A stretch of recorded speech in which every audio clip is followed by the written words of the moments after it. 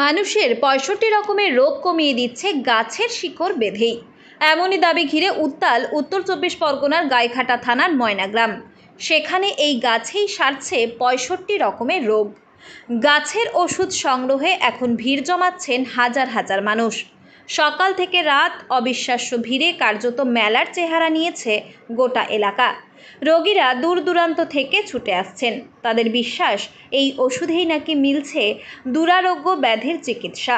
গ্রামের এক যুবক অপরূপ বৈদ্য প্রথমে স্বপ্নাদেশে গাছের এই গুণাবলী সম্পর্কে জানতে পারেন বলে দাবি করেন।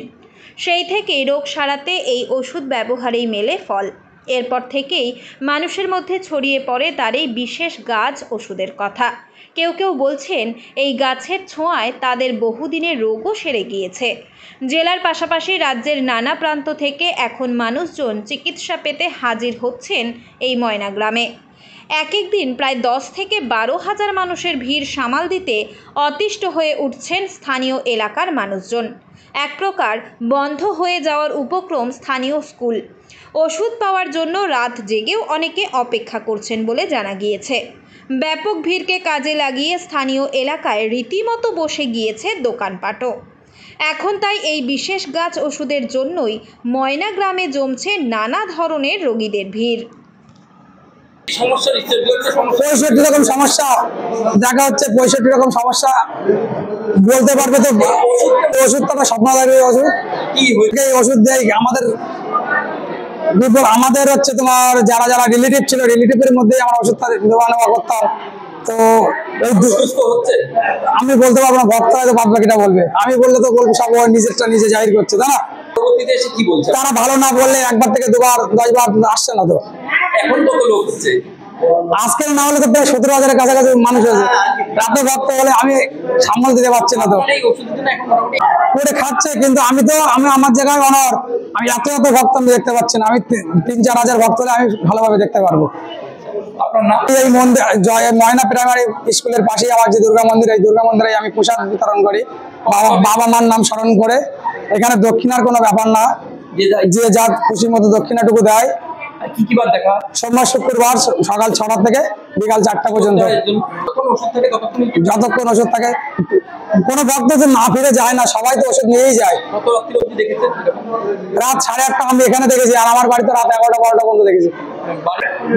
যাত্রীর সংখ্যা ১২,০০০, ১৪,০০০, ১৭,০০০ হচ্ছে, কিন্তু এই যাত্রী সংখ্যা আমার দরকার নয়। আমার ৩-৪ হাজার যাত্রী হোক, সেই যাত্রীদের আমি সুষ্ঠুভাবে ভালো করে সেবা দিতে পারবো। ভক্ত আমি চাচ্ছি ৩-৪ হাজার ভক্ত হোক, যে ভক্তদের সুষ্ঠুভাবে সেবা দিতে পারবো। এই যে এত ভক্ত হচ্ছে, আমার চারিদিকে রাস্তাঘাট বন্ধ হয়ে যাচ্ছে, স্কুল কলেজগুলো ছেলেপিলে স্কুলে যেতে পারছে না, আমার পাশের যে প্রাইমারি স্কুলটাও বন্ধ হয়ে যাচ্ছে। আমাদের এখানে নানা রোগের ৬৪ রকম রোগের ওষুধ দেওয়া হচ্ছে।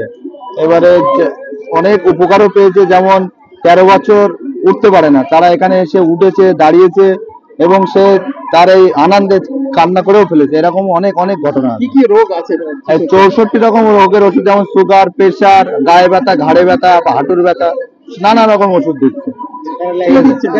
এটা দিচ্ছে আমাদের একটা দাদা, সে এখন ঠাকুর পেয়েছে, স্বপ্নে শিব ঠাকুরকে পেয়েছে, সেই স্বপ্নের থেকে এখন ওষুধটা দিচ্ছে। কি হয়েছে, কি পেয়েছে জানতে পারলাম? মানে স্বপ্নে শিব ঠাকুর তার কি আদেশ দেয়, ঠিক আছে, দেওয়ার পরে এই যে ওষুধগুলো দিচ্ছে, এই ওষুধগুলো দিয়ে মানুষ সুস্থ হচ্ছে, ভালো হচ্ছে। আমি মা বাবাকে নিয়ে এসেছি। আমার মার হাতে এক সাইডটা প্যারালাইসিস হয়ে গেছে, বাবার এখানে অনেক ভালো, এখন হাঁটতে পারে। আমার মা এই ৩ মাস ধরে আসছি আমি। কি ওষুধ দিয়েছে? এই গাছের শিকড় বসাতে দেওয়া ওষুধ, এটাই হাতে বেঁধে দেয়। কতদিন ধরে উনি মানে এই সমস্যা ছিল? না, এই দুর্গাপূজার থেকে স্ট্রোক হয়ে একটা সাইড পড়ে গেছে, ডান সাইডটা। তারপরে এখন কি পরিস্থিতি? এখন হাঁটতে পারছে।